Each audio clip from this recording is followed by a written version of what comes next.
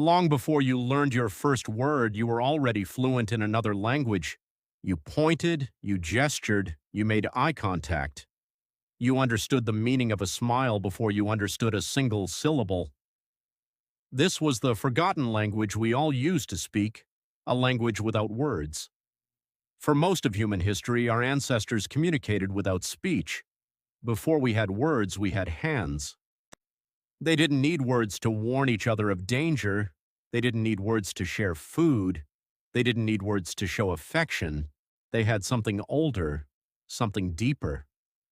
Studies of chimpanzees and bonobos reveal that their gestural communication systems share key characteristics with human language: intentionality, referentiality, and even conversational turn-taking. Chimpanzees use gestures deliberately to achieve specific goals. They can request food, they can invite play, they can signal submission, all without making a sound. This matters because it suggests that human language didn't appear suddenly. It evolved gradually from a pre-existing system of meaningful gestures. In other words, we didn't invent language from nothing. We already had a system. We just added sounds to it. But the forgotten language isn't just about hands. Before words, emotional expression was the primary communication system. Emotional expression evolved long before the dawn of human language, and it remains universal across cultures today. A smile, a fearful expression, a furrowed brow, because they are biological adaptations, not cultural inventions. Consider what this means. Every human infant is born equipped to express a variety of emotions non-verbally. Infants show little control over these expressions. They are biologically adapted to automatically communicate their needs.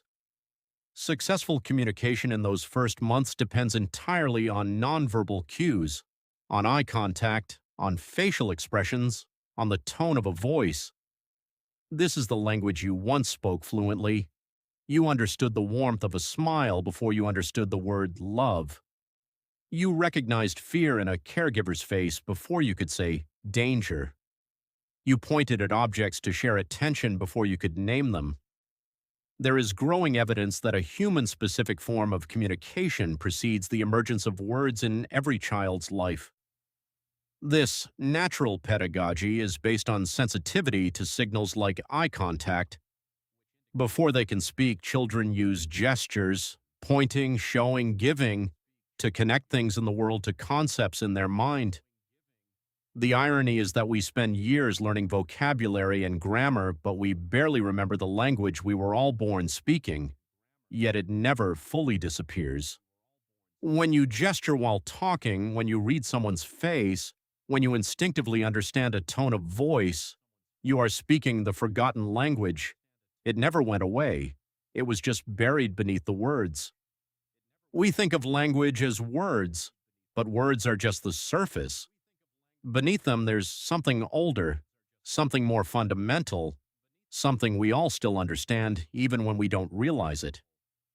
You've been speaking this language your entire life, you just forgot you knew it.